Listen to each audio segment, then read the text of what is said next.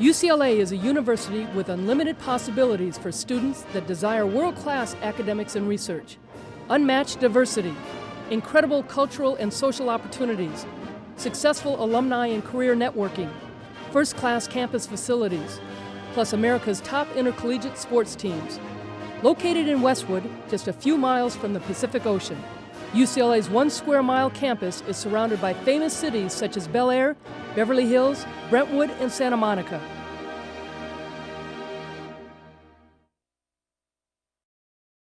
Hi everybody, and welcome to Westwood for another edition of UCLA Bruin Talk. With Alice and Taylor, I'm Dave Marcus, and we thank you for joining us. UCLA, a powerhouse in Olympic sports. That's how the school got more NCAA championships than anyone else. And we're going to visit with a couple of the very good programs on campus in just a moment. Before we meet our first guest, let's take a look at the upcoming events.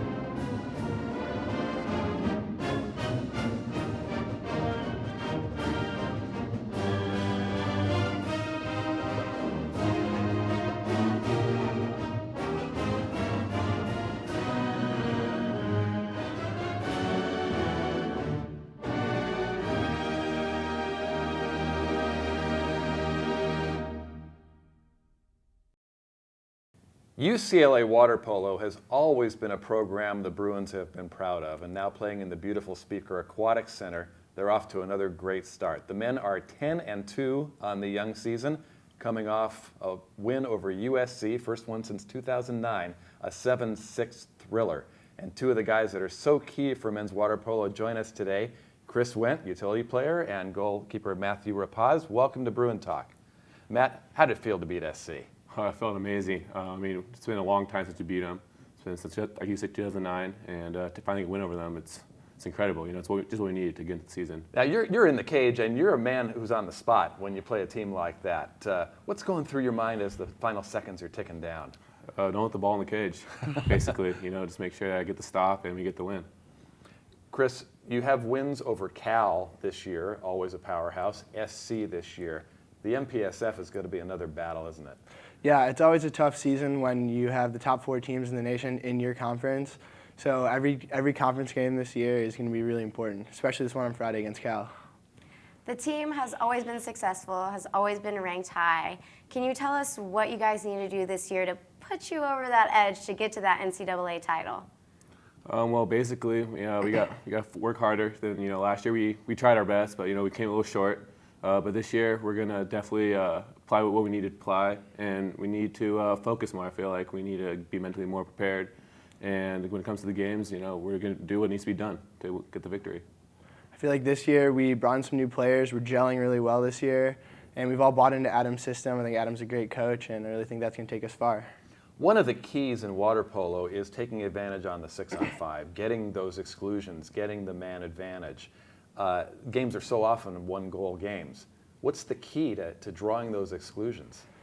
We have really good center play. We have 3 centers with Imone Barbino, Brett Hayes, and Lucas Reynolds. They've been playing pretty well this year. So every time we can get the ball to them, we're either trying to get a goal or an exclusion, and it's going pretty well. How about on the defensive end? What's the key to staying out of trouble? The defensive end, I'm trying to stay away from most of the centers and try to stay out of ejection trouble, because our 5-man team's really good, but if we don't have to play it, we'd rather not. Matthew, I had a chance to do the play-by-play of your match against Pepperdine, and they couldn't get the ball into the 2-meter. They were reduced to really shooting from outside. As the goalkeeper, Do you hedge a little bit toward the outside shooters when you know your 2-meter defenders are doing such a great job? Yeah, of course. Like when Chris is guarding, you know, we're talking to each other, making sure everything's okay. And when I know that the shot is going to be from the outside, it's less pressure on me, and I can focus on where the shot's coming from, rather than focus on the 2-meter man and also the shot outside. Do guys try to look you off like a quarterback looking off a receiver and then coming back? Do they try to fake you out with their eyes? Oh yeah, actually a lot of them. You can take a no-look pass or no-look shot, and you know, sometimes the cut catch you off guard, but as long as you keep your eye on the ball, everything should be okay. What made you get in the cage in the first place? Not a lot of people want to stand there voluntarily and get balls flung at their face. Yeah, tell you the truth, in high school, I was a tall, lanky kid, and my coach threw me in there. So kind of just took off from there, and I loved it ever since. Water polo is a sport that a lot of people don't really understand, and I know that there's a lot of stuff that goes on under the water that spectators can't see. Can you guys explain to us and our viewers a little bit more about how the game actually works? Well, the game's all about your body positioning, and you want to stay mostly horizontal in the water, because if you get your legs vertical, people can be grabbing you and punching you.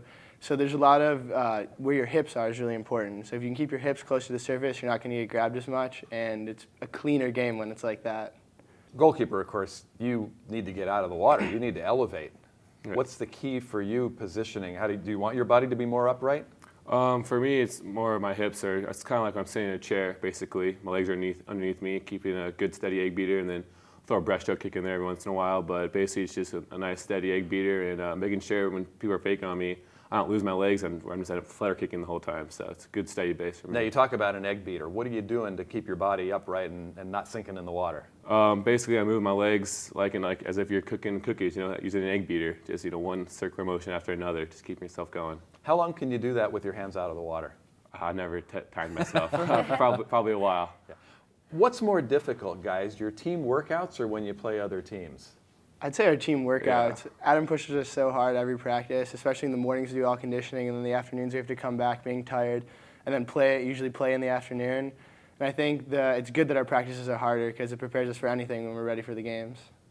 The team recently finished up tournaments both up in Northern California and here in Southern California, and I know a lot of those tournaments have several games in them. How do you guys use your downtime to rest? What are the guys doing to prepare in between matches?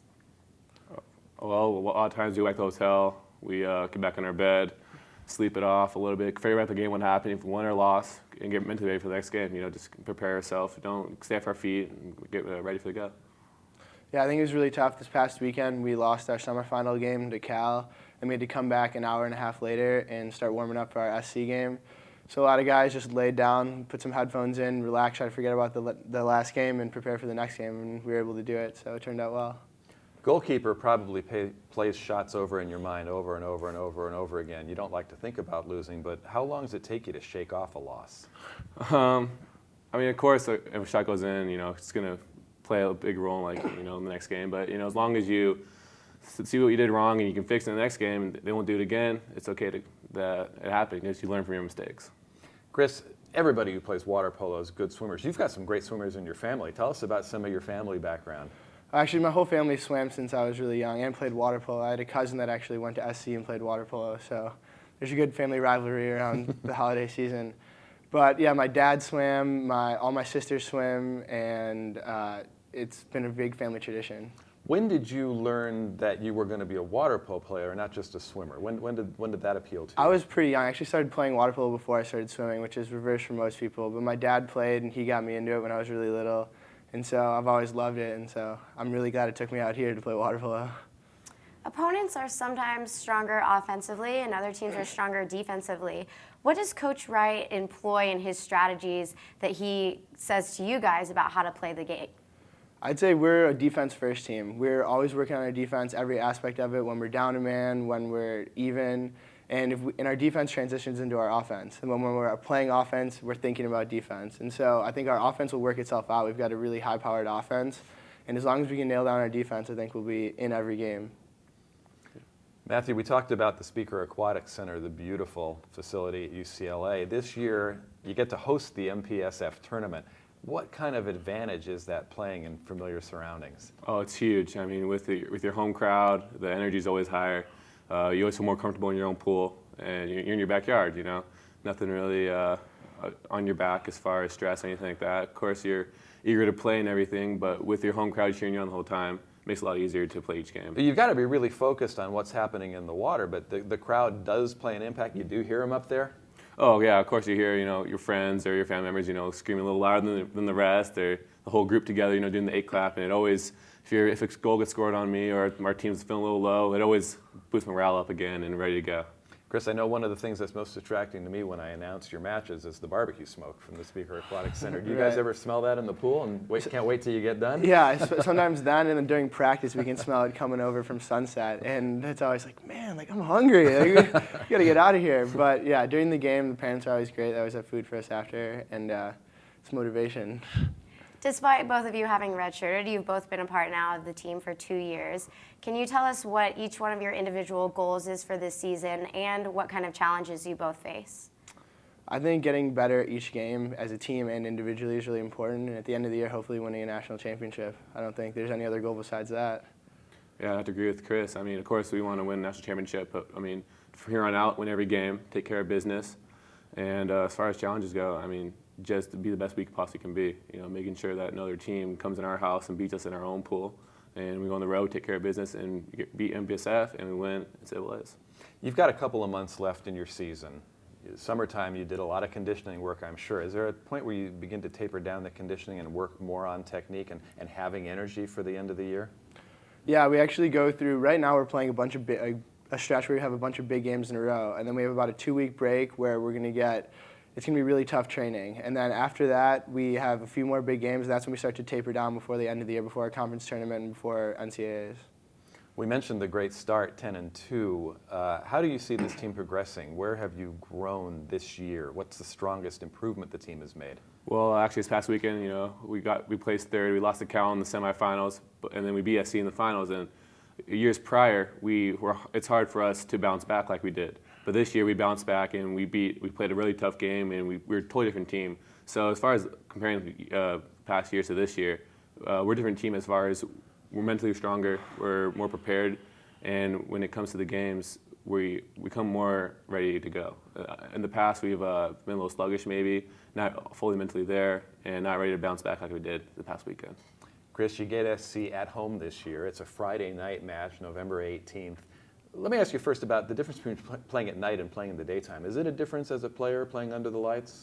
I think it's great playing under the lights. You get the atmosphere, you get the crowd. You get really just pumped up being there. And you don't have to deal with the sun being in the goalie's eyes or in the player's eyes. So I think it's wonderful playing under the lights, especially at Speaker. You couldn't ask for a better place. Now, you've already had SC twice. You lost 10-8 the first time. You won 7-6 the second time. You get them again at home. You're probably going to get them in the MPSF tournament. Do things go on in the early games that may play a part later in the season? Yeah, I think there's a lot of scouting. We have film from both their games, and we study it so closely, and we have to get the tendencies of every player on their team, and we each see the players that we're going to guard during their game. So by the time it's the last game, it's just whoever wants it more, and I think we want it the most. You guys are ranked number 2. Does the ranking have an effect psychologically on the team, or does it affect how you prepare for games? As far as the ranking goes, our coach always tells us, it's just a number. Don't worry about it, because each game, it's really anybody's game. It's whoever plays better puts more balls back in the cage. So rankings, yeah, it's nice to know that you're number 2, but of course we'll be number 1. But it's just a number. It's not what we want. We want to win the national championship. Chris, from your standpoint as a player out in the field, what is the key to UCLA's success as the season goes on? I think our key is our defense. If teams can't score on us, then we can score 1 goal and win a game. So if we can lock down our defense and have good goalie play, I think we'll be able to be with every team. Well, the Bruins are on their way. They're having a great season, and you can see them at the Speaker Aquatic Center. And if you can't make it out to that November 18th match against USC, we'll have the play-by-play for you live on UCLABruins.com. Chris Wendt, Matthew Rapacz, thanks for joining us, and best wishes toward a successful finish to the season. Thank you. Thank you. And we'll be right back with more UCLA Bruin Talk right after these public service announcements.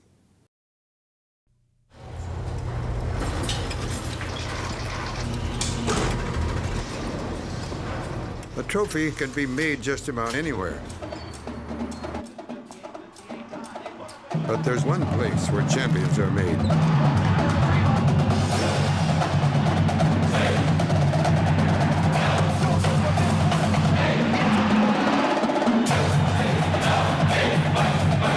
UCLA. champions meet here. Welcome back to Bruin Talk. It is now time to honor our Student Athlete of the Week. This week, we honor Andy Rose of the men's soccer team as our Student Athlete of the Week. In a tough matchup versus Pac-12 rival Cal, Andy scored the game-winning goal in the first minute of overtime to give the Bruins the 1-0 victory.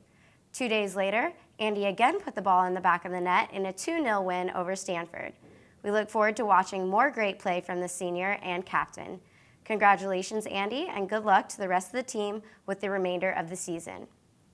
If you would like additional information about UCLA athletics, please visit our website at uclabruins.com. No matter where you are or what time you're watching this show, there's probably a UCLA cross-country runner out somewhere doing a workout. They have a great work ethic, and that's going to pay off in great results. And we're very pleased to welcome the coach of UCLA cross country, Forest Braden, back to UCLA Bruin Talk. Thanks for rejoining us. Yep, thanks for having me. Third year at UCLA. Does it seem like it's gone fast? Oh, it's flown by. I was actually just commenting the other day, just walking around campus, and it feels like I belong here, and I've been here for a couple of years now. And but at the same time, it's still a little bit surreal at times. It's a great place to be, and it's a great place to work. Tell us about this year's cross-country teams. You coach the men and the women, and they're right in the middle of their season. Yeah, we've had 3 big meets so far. Off to a good start. The team chemistry, the dynamic is really good on both the men and the women. We just got back from the Notre Dame invite and had a good showing out there, and been traveling around a lot, and right in the heart of our season, ready to finish it up and head to the postseason here in a month.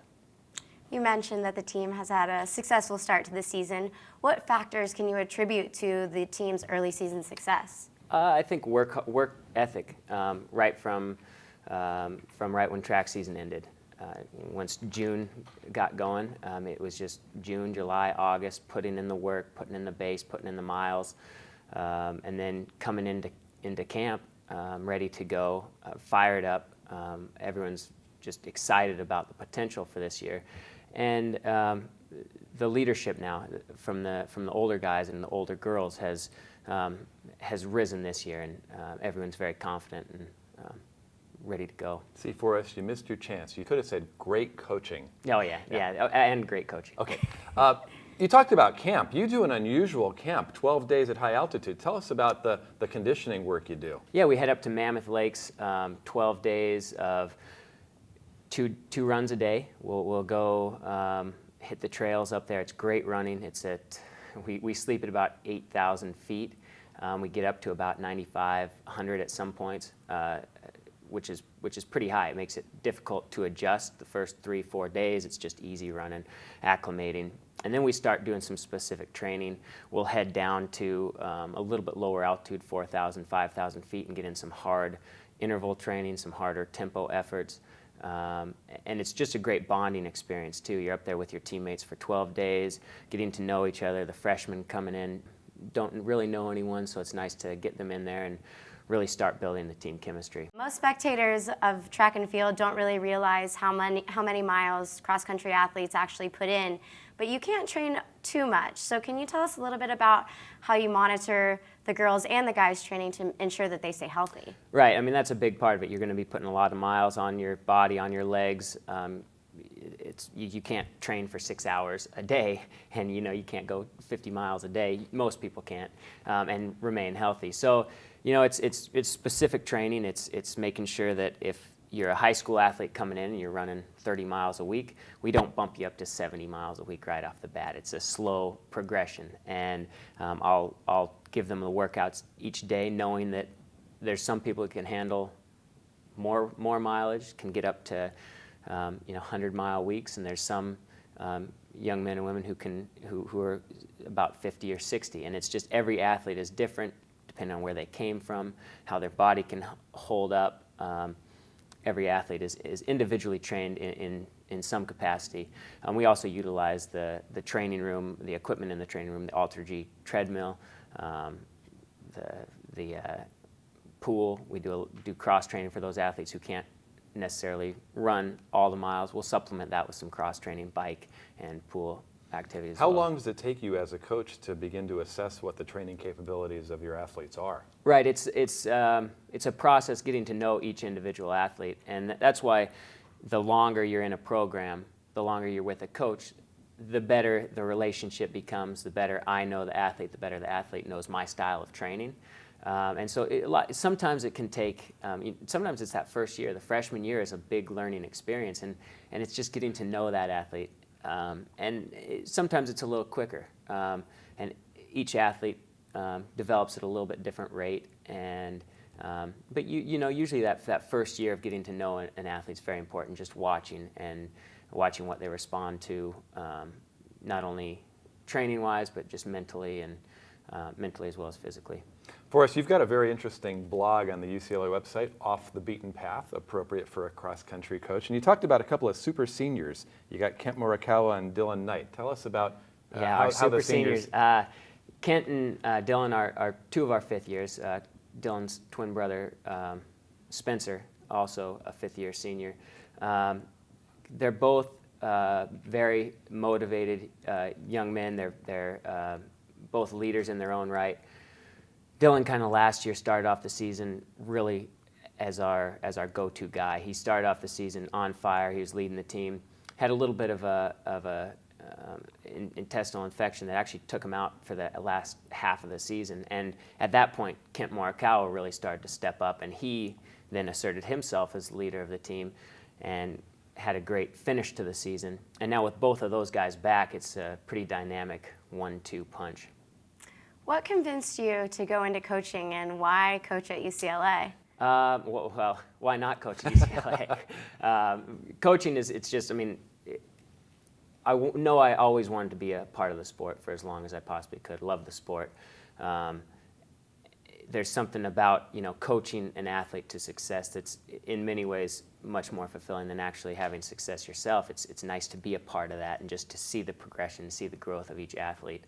And so I think just being able to watch an athlete develop and kind of be that stage coach for the athlete from one place from a freshman to a senior or a fifth-year senior. It's a really fulfilling progression. It's a fulfilling thing to be a part of.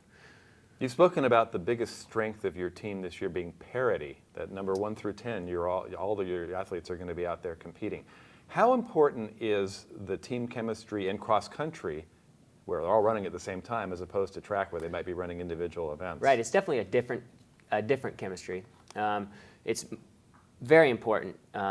When you run as a team, you're going to feed off each other. You're going to gain confidence by having your teammates right in front of you, right in back of you. You've trained with those guys and girls every single day, and there's something about having a teammate with you.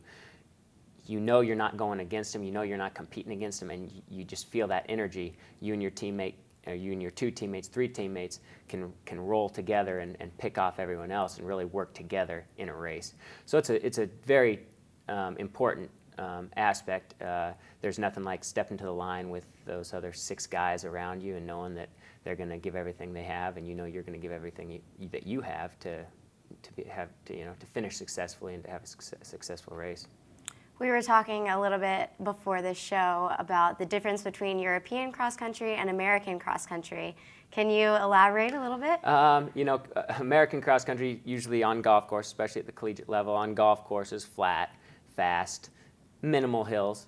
For the most part, there's some courses that deviate a little bit from that. But European cross-country is usually muddy. You might be jumping over hay bales, up hills, down hills.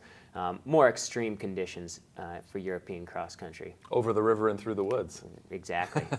Well, it's good for spectators in the American cross-country. You can come out and actually see them. Oh yeah, and it's a great spectator sport because it's really one of the only sport that I can think of when the spectators actually get a workout as well as the athletes, running from one point to the other to the other. You got to be in pretty good shape to watch a cross-country race. Well, I'll have to follow it on the website in that case. As you look forward to the end of the season, as you're coming up to it, how has your team grown during the season? What needs to be done to get to the top level? I mean, we definitely have a ways to go. We're at a good place right now. The women are a young team, a complete new top 7 from last year. We've got a good freshman class, but a freshman class that needs to get in some big races and really just experience collegiate cross country as opposed to the high school sport. And so they just need to grow. The women just need to get in there and get in more races, get in bigger races, start believing in themselves, get their confidence up. The men are dialed in right now. They're ready to go. One of the top programs in the West, and now it's just about becoming more disciplined than any other team in the country and working harder than any other team in the country to now take that next step. Coach, you stated that from failing, you learn something about yourself. How do you implore that philosophy into your coaching style? You got to take a chance. When you're racing, you got to take a chance. You can't just always sit back and just conserve all your energy and then kick at the end so you finish hard. Sometimes you got to see how good you can be, and you got to run with the front runners. You got to take a chance. You got to go for it. And you're going to fail sometimes. Everyone's going to fail, but it's learning from those failures and learning from your mistakes that's going to make you better. Failure is part of excellence. You have to fail to then get better and achieve excellence. So I understand that the athletes are not going to always run well and they're not always going to have their best race, but you just have to realize that and you have to learn from that experience. Now coaching, you're not out there in the race, but what's your feeling before the race starts, and what do you do while the race is in progress? It's a different feeling than when you're racing. When you're racing, you step to the line, and when the gun goes off, boom, the nerves, everything is gone. Now it's just instinct. You're racing. Coaching, the gun goes off, and now is when it starts. And so I'm running from one point to the next, yelling at athletes, pumping them up, making them feel good, yelling at them if I have to, getting on them, whatever it is. Instructions, relax your shoulders, move your arms. Just little key words. But it's definitely a different feeling from an athlete to a coach. You're not in control. Once the gun goes off, you're not in control anymore. And you just have to have confidence that your athletes are well trained. Well, if you see a blur out there during the races, it's UCLA cross country coach Forest Braden. Thanks for joining us on Bruin Talk. Best of luck as the season winds down. Thank you. Thanks for having me. And thank you for joining us again on UCLA Bruin Talk. Allison and I will be back next week with another great show. Until then, so long from Westwood.